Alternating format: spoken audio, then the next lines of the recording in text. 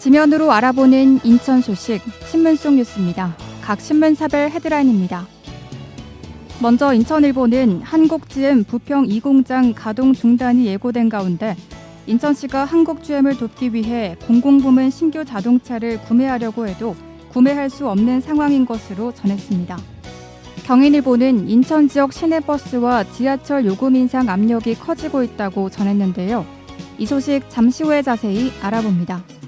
중부일보는 인천 서구청이 공사가 멈춰선 스타필드 청라 공사 현장에 대해 재산세 세율을 새롭게 적용해 부과하는 방안을 검토 중인 것으로 확인됐다고 전했습니다. 기호일보는 인천시의회 사무처 공무원들이 인천시 하반기 승진 인사에서 배제되면서 32년 만에 개정된 지방자치법이 반쪽짜리로 전락했다고 보도했는데요.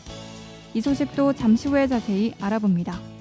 그럼 경인일보 기사 자세히 살펴봅니다.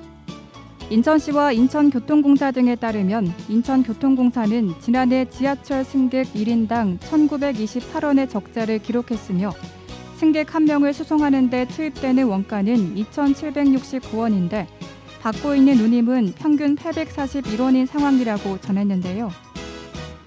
인천시는 최근 기자간담회에서 시내버스 요금 인상의 필요성을 거론했고 2019년 1,271억 원이던 버스 중공영제 지원 예산 규모가 2020년 1,906억 원, 2021년 2,181억 원 등으로 급증하고 있다고 보도했습니다.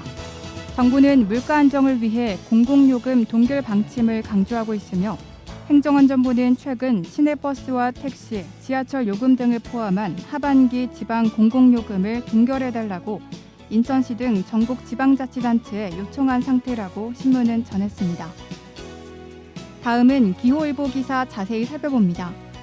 인천시의회에 따르면 2020년 12월 9일 국회 본회의에서 1988년 지방자치법이 제정된 이후 32년 만에 지방자치법 전부 개정 법률안이 의결됐고 해당 개정 법률안은 지난 1월 31일 본격 시행됐다고 보도했는데요.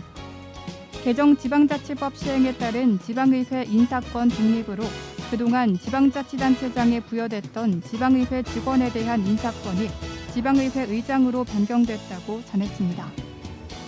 하지만 시의회 사무처 공무원들의 향후 2년 동안 승진 인사는 없을 전망이며 오는 28일로 예정된 인천시 하반기 승진 인사에서 사실상 배제되면서 형평성 논란이 예상된다고 신문은 보도했습니다. 지금까지 신문 속 뉴스였습니다.